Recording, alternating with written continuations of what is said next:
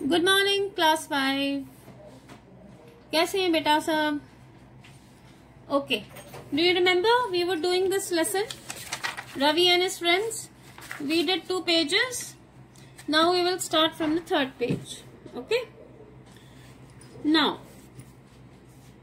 do you recall Ramu काका का grandson आता है रामू काका से मिलने. Okay, so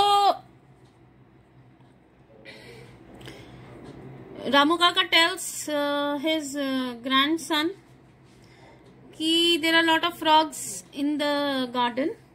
Okay, then Ramu Kaka said we cannot do anything much about it. Then the boy asked why.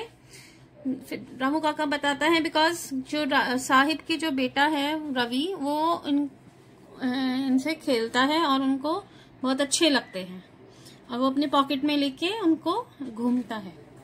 Okay, now let's start. How horrible it must be to hold a frog in your hand, said the boy making a face. If you so wish I can help you get rid of them in no time. तो उसका जो grandson होता है वो कहता है कि कितना अजीब होता है, कितना गंदा लगता है, आप फ्रॉग को अपने हाथ में पकड़ो. ठीक है, वो उसका ग्रैंडसन अजीब सा फेस बना के ये बात बोलता है. फिर वो अपने दादा को बोलता है, रामू काका को बोलता है, अगर आप चाहो तो मैं आपकी मदद कर सकता हूँ इनसे छुटकारा पाने के लिए. What will you do? तो रामू काका कहते तुम करोगे क्या? तो उसका ग्रैंडसन कहता है there is a man in a village who buys frog. कहता है एक हमारा जो गांव है वहां पे एक आदमी है जो मेंढक को खरीदता है, फ्रॉग्स को खरीदता है. Tonight we will catch all of them and put them in a gunny bag. कहता है आज रात को हम सारे फ्रॉग्स को पकड़कर एक बैग में डाल देंगे. फिर कल सुबेरे tomorrow morning I shall leave for the village before anyone wakes up. कहता है और फिर मैं सुबेरे सुबेरे गांव की तरफ चला जाऊंगा सब किसी के उठने से पहले. ठीक है, सारे मेंढक को एक पकड़कर एक गनी बैग में डालकर मैं सुबेरे सुबेरे गांव के लिए निकल जाऊंगा और किसी को पता भी नहीं चलेगा. Although a little hesitant and worried, Ramu काका agreed. थोड़ा सोचकर और चिंता से पहले रामू काका सोचने लगा, उसके बाद फिर रामू काका मान गए. The whole night grandfather and grandson ran after the frogs with a small net in their hands. Before sunrise, the boy was on his way to the village. अब पूरी रात ग्रैंडफादर और ग्रैंडसन वो दोनों मेंढक के पीछे भागे, नेट से उनको पकड़ा और सुबेरे सूरज निकलने से पहले जो बॉय था वो गांव के लिए निकल पड़ा. The next day when Ravi did not hear the familiar sound, he was very upset. अब जब सुबह हुई, जब रवि ने उनकी फ्रॉग्स की आवाज होती थी ट्रैटर, जब उसने रवि ने नहीं सुनी तो वो बड़ा ही उदास हो गया, अपसेट हो गया, उसको चिंता हो गई. So he ran to his father and said, Daddy, there are no frogs in our lawn. Where have they gone? तो जब उसने उनकी आवाज नहीं सुनी तो वो अपने फादर के पास जाके बोला कि डैडी हमारे अब जो लॉन है उसमें अब मेंढक नहीं है, वो सब कहाँ चले गए. His father was surprised too. अब उसके फादर को भी एकदम से सरप्राइज लगा. He shrugged his shoulder and replied, Do not worry. Next season we shall get you another pair. उसके फादर को खुद को ही नहीं पता था, तो उन्होंने अपनी शोल्डर ऐसे ऊपर करी और उन्होंने जवाब दिया, तुम चिंता मत करो, अगले सीजन में मैं तुम्हारे लिए एक और पेयर यानी कि 2 मेंढक और ला दूंगा.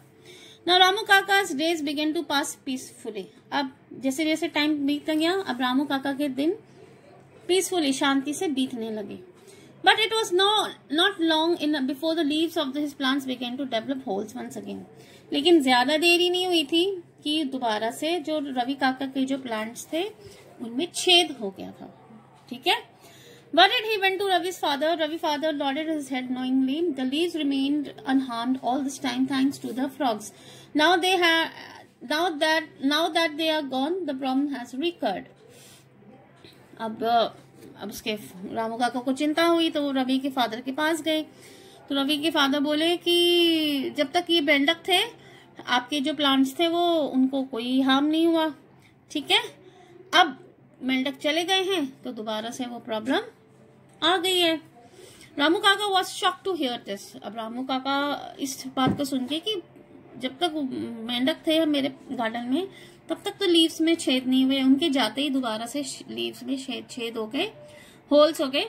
इस चीज को सुन के वो शॉक्ड हो गए। What could the frogs have done? He asked. कहते मेंढकों ने क्या करा था, फ्रॉग्स ने करा क्या था? Okay, Ravi's father explained. Ravi के फादर ने बोला, Many people do not know, but frogs are the farmer's best friend. कहते कई लोगों को पता नहीं, लेकिन जो फ्रॉग्स होते हैं वो एक किसान के सबसे अच्छे दोस्त होते हैं। They increase in population during the monsoon has a specific purpose. They eat the insects and pests that usually destroy standing crops. अब मानसून में ज्यादातर कीड़े वगैरह आ जाते हैं, तो ये मेंढक क्या करते हैं, उनको खा जाते हैं। ठीक है, जो क्रॉप्स के लिए हानिकारक होते हैं, जो इंसेक्ट्स वगैरह, ये मेंढक उनको खा जाते हैं। It was due to these frogs that your plants had become healthy. और इन्हीं की वजह से तुम्हारे जो फ्रॉग्स थे, तुम्हारे जो प्लांट्स थे, इन्हीं फ्रॉग्स की वजह से हेल्दी हो गए थे। Ravi, who was present there, requested his father to tell them something more about his favorite pets. His father said frogs have a large appetite for insects like mosquitoes that carry malaria and dengue. फिर रवि ने बोला इन frogs के बारे में और ज्यादा कुछ बताओ। तो उसके फादर कहते हैं फ्रॉग्स की एक बहुत ही अच्छी एपिटाइट होती है, मतलब डाइट होती है फॉर इंसेक्ट्स, यानी कि मच्छर को खा सकते हैं, जो मलेरिया फैलाते हैं और डेंगू फैलाते हैं, उनको ये खा जाते हैं। So they are not only protect plants but even human beings from diseases. कहते हैं सिर्फ वो ना ही प्लांट्स की रक्षा करते हैं और ह्यूमन बींग्स की भी रक्षा करते हैं, क्योंकि वो मॉस्किटोज खाते हैं जो मलेरिया डेंगू फैलाते हैं, और वो और भी इंसेक्ट्स खाते हैं जिनसे क्रॉप्स को, प्लांट्स को नुकसान पहुंचता है। But in spite of this frogs are being killed these days. लेकिन ये सब पता होने के बाद भी फ्रॉग्स को मारा जाता है। आजकल के दिनों में फ्रॉग्स को यूजुअली मारा जाता है।